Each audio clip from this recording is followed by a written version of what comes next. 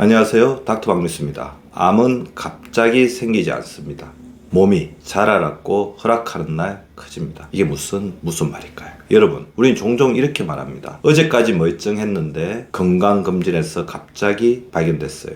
하지만 생물학에는 갑자기라는 단어가 거의 없습니다. 닥터 박미수의 항상성 노화에서도 항상 말씀을 드리죠. 오늘 영상의 핵심 문장입니다. 암은 발견되기 전에 이미 오래전부터 자랄 준비를 하고 있었습니다. 우리 몸에서는 지금 이 시간에도 매일 수천 개의 비정상 세포가 만들어집니다. 놀랍게도 이거는 정상적인 현상입니다.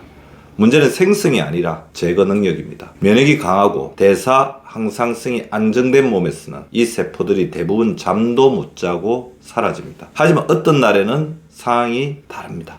몸의 환경이 이렇게 말합니다. 오늘은 살아도 된다. 그날 암세포는 처음으로 분열을 시작합니다. 지금부터 암세포에게 틈이 열리는 하루의 순간들을 아주 생생하게 따라가 보겠습니다. 아침 7시 잠에서 깼지만 회복되지 않은 몸, 눈을 떴는데 이미 피곤합니다. 이 느낌은 단순 컨디션 문제가 아닙니다. 밤 동안 충분한 회복이 이루어지지 않았다는 신호입니다. 원래 깊은 수면 동안에는 성장 호르몬 분비, DNA 복구, 면역 재정비, 항산화 시스템 활성 이 일들이 동시에 진행됩니다. 하지만 수면이 얕았다면 이 복구 공정이 중간에 멈춥니다. 복구되지 못한 세포는 손상된 상태로 하루를 시작합니다.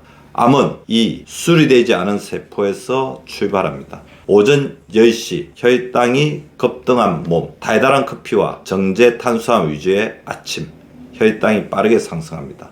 그 순간 벌어지는 일, 인슐린 급증, mTOR 활성화, 이건 모두 성장 신호입니다. 정상 세포도 자라지만 비정상 세포 역시 같은 신호를 받게 됩니다.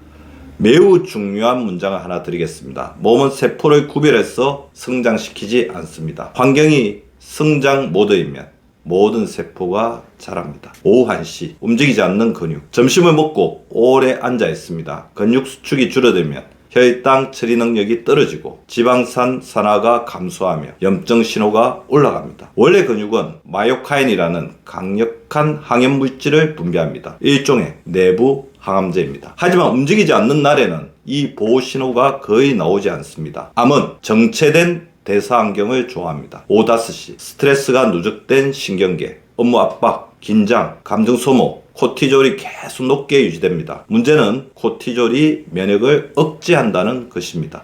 특히 자연살해세포, NK셀 활동이 감소합니다. 이 세포는 암세포를 초기에 제거하는 최전선 병력입니다. 스트레스가 길어질수록 몸은 생존 모드로 들어가고 감시 시스템은 느슨해집니다. 암세포는 이 느슨함을 기다립니다. 밤 11시 잠들지 못하는 뇌, 침대에 누웠지만 스마트폰 빛, 밝은 조명, 늦은 식사, 멜라토닌 분비가 지연됩니다. 멜라토닌은 단순한 수면 호르몬이 아닙니다. 강력한 항산화 물질이며 항암 신호 조절자입니다. 이 호르몬이 충분히 분비되지 않으면 DNA 복구 능력이 떨어집니다. 하루 동안 발생한 세포 손상이 그대로 남습니다. 새벽 2시, 원래라면 몸이 가장 깊이 회복되는 시간.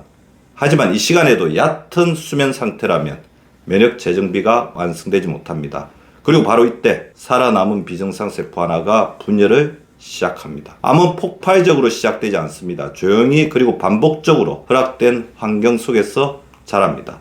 여기서 반드시 기억해야 할 통찰. 암은 낮에 만들어지고 밤에 결정됩니다. 그렇다면 이제 가장 중요한 질문입니다. 이 틈을 어떻게 닫을 것인가? 수면, 가장 강력한 항암 전략입니다. 지금부터 수면을 회복 시스템으로 만드는 구체적인 방법을 드리겠습니다. 첫 번째 원칙, 수면은 시간보다 깊이입니다. 7시간을 자도 얕으면 회복되지 않습니다. 목표는 깊은 수면 비율을 높이는 것입니다. 두 번째 원칙, 멜라토닌을 보호하십시오. 취침 1시간 전, 집안 조명을 절반 이하로 줄이십시오. 가능하면 간접 조명을 사용하십시오. 스마트폰은 수면 직전 가장 강력한 멜라토닌 억제 장치입니다. 최소 30분 전에는 멀리 두십시오. 세 번째 원칙, 체온을 떨어뜨리십시오. 깊은 수면은 체온이 내려갈 때 시작됩니다. 취침 1시간에서 2시간 전 미지근한 샤워를 하십시오. 몸 표면이 따뜻해진 뒤 열이 빠지면서 내부 체온이 내려갑니다. 이 과정이 수면 스위치를 켭니다. 네 번째 원칙, 수면 전 인슐린을 올리지 마십시오. 늦은 탄수화물 섭취는 인슐린 상승, 체온 상승, 각성 증가 이 흐름을 만듭니다. 결과적으로 깊은 수면 진입이 어려워집니다. 가능하면 취침 3시간 전 식사를 마치십시오. 5번째 원칙, 항상성 리듬을 고정하십시오. 매일 다른 시간에 자고 일어나면 생체 시계가 흔들립니다. 면역도, 호르몬도 리듬에서 작동합니다. 수면 시간은 가능하면 90분 단위 리듬으로 일정하게 유지하십시오. 여기서 매우 중요한 문장 하나. 수면은 휴식이 아닙니다. 야간 항암 치료 시간입니다. 우리는 암세포를 완전히 없앨 수는 없습니다. 하지만 이것은 가능합니다. 그들이 분열하지 못하게 만드는 것. 그리고 그 결정적 시간은 바로 밤입니다. 정리하겠습니다. 암은 어느 날 갑자기 생기지 않습니다. 회복이 무너진 밤이 반복될 때 조용히 자랍니다.